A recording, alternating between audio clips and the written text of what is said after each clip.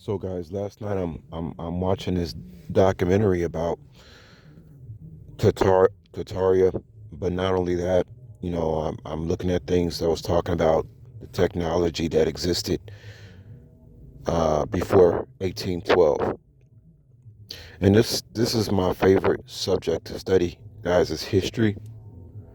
Now, if we can just stop and think that here we are in 2026, and somebody's talking about that the technology was more advanced around 1812. It gives you a whole new perspective on everything that you think that is technologically advanced, right? But not only that, this is why I always say that sometimes I have a hard time figuring out what's important. You see humanity at certain points in history that reached certain heights of advancement only for it to be shut down, right? But here's the kicker, guys. When I watch these documentaries, I'm aware that history is just his story. His story. Whose story is it? I don't know. Who knows whose story it is? What I do know, and I don't want to be long. What I do know is that they're not telling you everything about what happened. Now, from what I understand, 1812, there was the whole northern hemisphere of inside this part of the ice wall. That's what I really want to call it. But I don't want to say certain things that's going to open up a whole new can of worms. But a lot of territory on the northern hemisphere was burned on the earth at the same time. It wasn't like Tartaria itself. It was a whole like grit line. It was a whole part of the earth. And it's funny because people love blaming stuff on the Freemasons, and they'll bring up these names, but they bring up everything except higher powers, right? Which I'm not even going to get into because you guys already know what I'm talking about. I saw people that were talking about the cities that burned in 1812. One guy mentioned it was an art rendering of one of the fires, and how it was like a big. Somebody described it as like a second sun being in the air where everything just burned.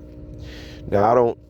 Just to tell you guys real quickly, when I sense stuff like that, I don't associate stuff like that man actually has the power to do.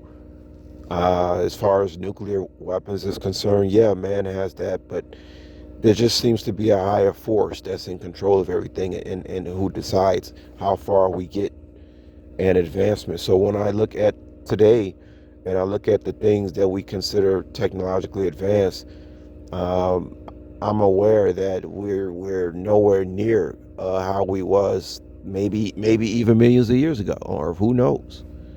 Some people say the Earth is 6,000 years ago. Other people say the Earth is billions of years old. So, but regardless, the moral of the story is I know I'm not being told everything through these history. But anybody who doesn't know about Tartaria, I mean, you need to really research that, because then you guys can get understanding of why I question the reality that I'm living in now, and not only that, I question what is actually important. You know what I mean? But I will say this one more thing, guys, before I let y'all go, is that when I read stuff about Tartaria, they say history repeats itself, and we go in the Bible and we hear about the Tower of Bible, excuse me, the Tower of Babel. But some people associate the Tower of Babel with the internet. But no, the internet is not necessarily what Tartaria was. Matter of fact, we already probably had the internet a long time ago. But again, Tartaria, I mean, we're talking about these people who were saying that they were teleporting.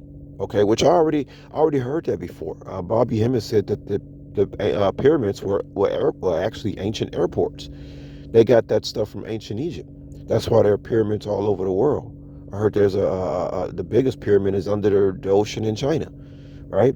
So Bobby Hemmett would explain how you can be in one pyramid and walk down a certain network of tunnels or something. Next thing you know, you'd be teleported into another pyramid around the world. And here we are in 2026 getting on airplanes that take you 2 hours to, I don't even know, to get from New York to, I don't know, Atlanta or something. You know what I mean? It's just, it's kind of a sick joke when you really look into it.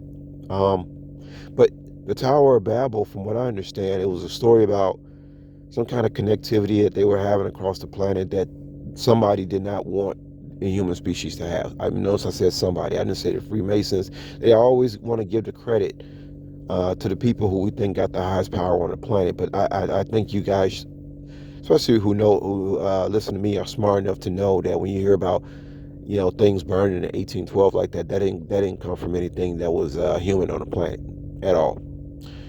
Okay, so yeah, and I don't think the Tower of Babel was fixed on the internet.